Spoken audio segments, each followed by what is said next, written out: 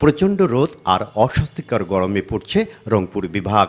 রংপুর, গাইবান্ধা, কুড়িগ্রাম সহ আশেপাশের জেলাগুলোতেও তাপমাত্রা বাড়ায় বিপর্যস্ত হয়ে পড়েছে স্বাভাবিক জীবনযাত্রা। রাস্তাঘাটে কমে গেছে মানুষের চলাচল। খরতাপে কাজ থামিয়ে গাছতলা কিংবা ছাউনির নিচে আশ্রয় নিচ্ছেন দিনমজুররা। গরম থেকে সামান্য স্বস্তি পেতে শরবত আর ঠান্ডা পানীয়র দোকানে ভিড় করছেন বিভিন্ন শ্রেণী পেশার মানুষ। গরমে অতিষ্ঠ হয়ে গেছে ভাইয়া। 4 দিন থেকে, ঈদের পর দিন থেকে কোনো বৃষ্টি বাদল নাই।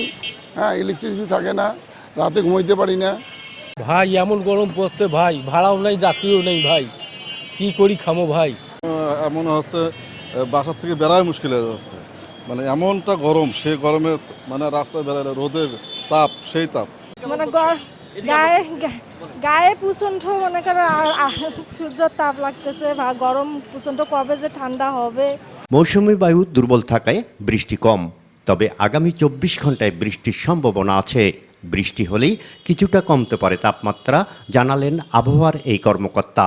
সময়টাতে সাধারণত এই জুন মাসের প্রথমার্ধেই সারা বাংলাদেশে মৌসুমী বায়ু বিস্তার করে, যে মৌসুমী বায়ুর কারণে মূলত বৃষ্টিপাতটা হয়। তো এর সময় অন্যতম বৈশিষ্ট্য হচ্ছে যে আপনার দিনের বেলা প্রচণ্ড রোদ এবং কিছুদিন পরেই মেঘ, দেন হচ্ছে বৃষ্টিপাত।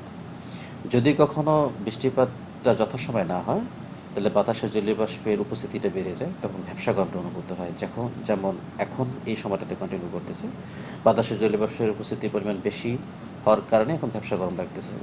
এবং এর সময় যদি আকাশে ক্লাউড না থাকে তাহলে সূর্যের আলোটা সরাসরি সারফেসে আসে, পরবর্তীতে সারফেসটা খুব দ্রুত উত্তপ্ত হয়, যেটা আমরা এখন ফিল করতেছি।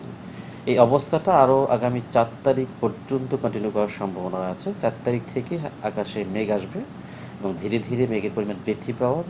আমরা আশা করতেছি 4 তারিখ দিনের বেলা না হলেও দিবাগত রাত থেকে বৃষ্টিপাতের সম্ভাবনা খুব বেড়ে যাবে। এদিকে তীব্র গরম থেকে বাঁচতে অনেকেই ছুটছেন নদী বা জলাশয়ের ধারে। শিশু কিশোরদের দেখা যাচ্ছে পানিতে নেমে স্বস্তি খুঁজতে। তবে গরমের কারণে বাড়ছে ডায়রিয়া সহ নানা রোগ ব্যাধি। শ্রাবণ মাস চললেও রংপুর বিভাগ যেন চৈত্রের দাবদাহ। তীব্র গরমে জনজীবন হয়ে উঠেছে বিপর্যস্ত। এখন সবার অপেক্ষা একটাই, এক পশলা বৃষ্টি, যা এনে দিতে পারে স্বস্তি।